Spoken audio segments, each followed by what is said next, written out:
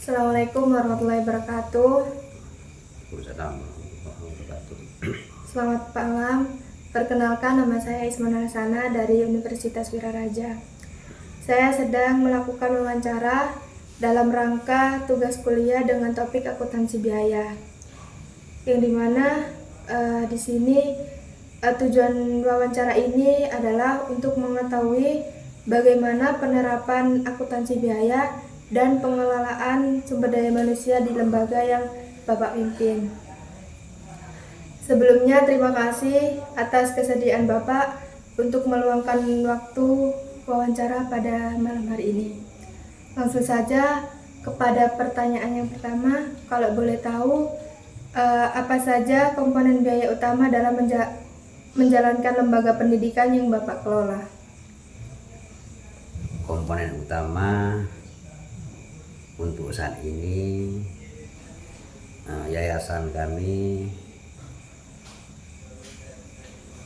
pengelolaan pembiayaan masih lebih fokus pada kesejahteraan tenaga edukatif, karena sangat berperan penting dalam meningkatkan mutu dan kualitas lembaga tentunya. Misalnya honor atau meskipun hanya ada kadarnya, karena yayasan kami masih termasuk yayasan kecil, tapi target kami tetap yang kami utamakan adalah kesejahteraan tenaga edukatif. Terus apa strategi yang Bapak terapkan untuk mengendalikan biaya agar lembaga tetap efisien namun berkualitas? Di salah satu strategi yang kami terapkan untuk mengelola pembiayaan, tentunya ini tidak lepas dari konsep ekonomi juga, bagaimana kita bisa mengefisiensi pengeluaran. Caranya termasuk di dalamnya adalah dengan tidak terlalu banyak menggunakan uang di luar kepentingan khusus. Artinya target kami masih tetap fokus ke dalam baru nanti kalau hal-hal yang sifatnya tidak terlalu signifikan maka kami tunda dulu. Itu termasuk salah satu cara, meskipun sebetulnya kami ingin juga yang agak di luar bisa kita rangkul juga, cuma kami masih lebih fokus kepada yang di dalam, mengingat memang pembiayaan kami sangat terbatas. Terus kalau boleh tahu, siapa yang bertanggung jawab dalam pencatatan dan pengelolaan keuangan di lembaga Bapak? Jadi untuk lembaga, karena di yayasan kami itu tidak hanya satu unit lembaga, maka sebagai penanggung jawab utama tentunya ada bendahara, baik itu bendahara madrasah, lebih-lebih bendahara yayasan. Jadi antara bendahara madrasah dengan bendahara yayasan itu ada koordinasi, selalu harus berkoordinasi, karena yayasan bertanggung jawab secara umum terhadap seluruh kebijakan yang diterapkan oleh bendahara di masing-masing unit. Berarti berbeda-beda ya Bapak untuk pengelolaan keuangan? Berbeda-beda tergantung dari unit masing-masing, tapi tetap standar dari yayasan, standarnya dari yayasan. Karena tentunya kebutuhan yang harus dilaksanakan berbeda, maka juga tidak menutup kemungkinan maka kebijakannya juga berbeda, tapi masih tetap dalam pantauan bendahara umum yayasan. Terus kalau boleh tahu di mana proses akuntansi atau pembukuan keuangan dilakukan?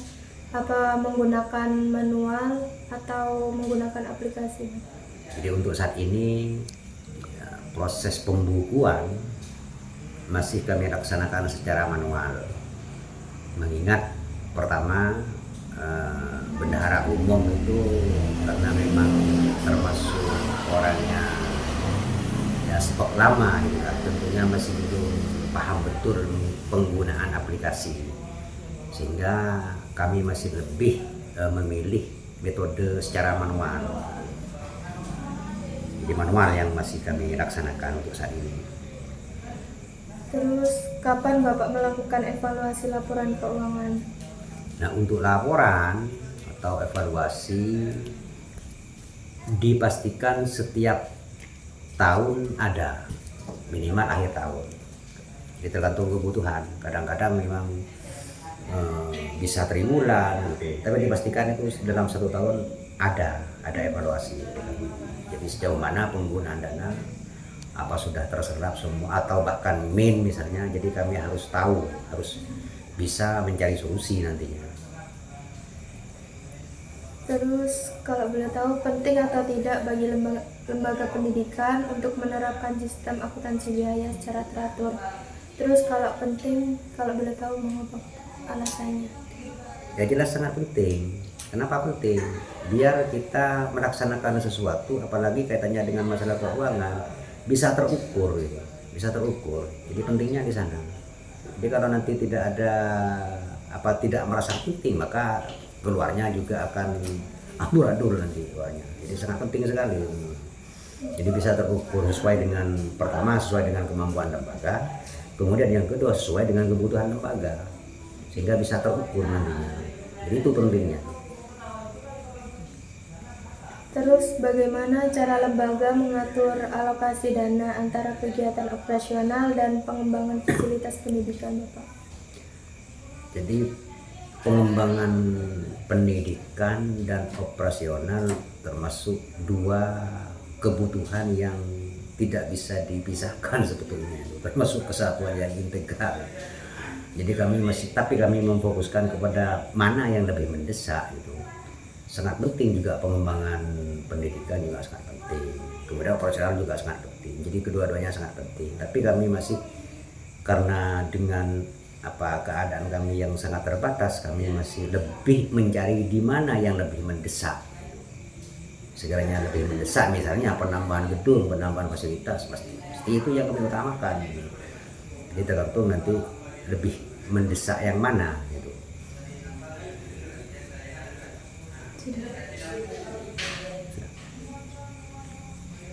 Mungkin hanya ini yang bisa saya sampaikan dan Bapak sampaikan. Mohon maaf. Wassalamualaikum warahmatullahi wabarakatuh. Waalaikumsalam warahmatullahi wabarakatuh.